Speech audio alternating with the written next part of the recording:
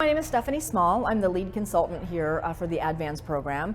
I've been in the nonprofit sector for over 30 years, my whole life. I've led nonprofits as an executive director. I've been consulting for the past 10 years, and I'm based in Phoenix, Arizona. But I am a certified life cycles trainer, and I have studied with Dr. Susan Kenny-Stevens to do this method. And back in Phoenix, I'm actually a life cycles consultant and do all of my practice through the life cycles lens. ADVANS program is the capacity building program from the Gifford Charitable Trust. And basically what capacity building is, it's really helping organizations understand that in addition to their fantastic programs that they do out in the community, that they have to take a look at their internal infrastructure, because they can't really run their missions and programs if they don't have adequate staffing, if they don't have a good board of directors, if they don't have financial policies and financial resources, and if they don't have administrative systems. So capacity is solely focused on organizational infrastructure and how do you build strength from within an organization. In addition to funding through this program, they also get the support of 2 years from a highly qualified consultant, nonprofit consultant that's with them every step of the way. Just the first 6 months of the program is a pretty intensive organizational assessment process. Just going through that process alone is life-changing for most organizations, because they start to see things that the consultant is helping them see that maybe they haven't seen before, and helps them address problems head on, and it also helps them celebrate their successes and things that they've done well. And then I've heard from a lot of nonprofits that just having all of that information in one document is fairly life-changing for their organization, because now they can share that with funders or new board members, new staff members, and people get a very accurate picture of what this organization is, what challenges they're facing, and what they're going to do about those challenges. The life cycles philosophy was created by Susan Kenny-Stevens, who has written a book called The Life Cycles Guide to Capacity Building. She's a PhD, she's very well known for this work, and it really shows, this is for-profit can follow this method as well, for-profit and nonprofit. All of us have heard of, tech startups, right? That's a big deal right now. So when you think of a tech startup, you think of, these rogue people who are disrupting the system, and there's a lot of excitement, but there's not a lot of structure around what they do.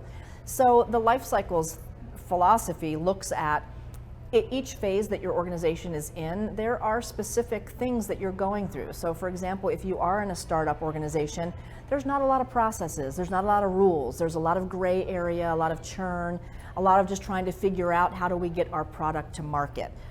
For a nonprofit, that's, do we have a program that people need in the community?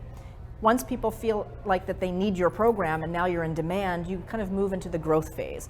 And the growth phase is, now we can't keep up. Where there's so much demand for our programs, everybody wants us, now we have to start putting structure around what we do. And that's when people start thinking about the table legs. We have to build our table. And then everyone kind of hopes to become a mature organization that's secure in funding and has the right people and all those things. So each each life cycle has a different set of characteristics that mostly when I teach this method, once I get to a certain life cycle, you see a lot of people around the room going, oh my gosh, that's why we feel this way, or that's why this is happening to us. And we're not alone. We know this is a normal growth, just like there's developmental stages for children and adolescents and adults. Nonprofits and businesses have that same kind of development phase. I think some of the most common issues we see with the organizations is that most nonprofits are very mission driven, right? Because that's why they're a nonprofit. And so they focus almost all their attention on the mission and programs at the expense of their other, what we call table legs. So if you think of capacity in terms of a table, the tabletop are the wonderful programs they provide in the community, and that's what the community sees. But underneath that table, when you pull away the tablecloth, there's the management and staffing table leg. And so do they have enough staff to provide the services that they need to provide? Are those staff well trained? Are they well paid to the extent that they can? There's a governance table leg. So do they have an effective board of directors? Does the board understand its role in governance? There's a financial resources table leg. So do they have budgeting processes? Do they have a budget that can actually support the programs that they're providing? Do they have a fundraising plan? Do they have financial policies that will keep them in compliance with their nonprofit status? And then finally, what we see actually the most of is the least sexy table leg is administrative systems. And nobody gives to nonprofit organizations because they want to fund a database or they want to fund a process or a personnel policy, right?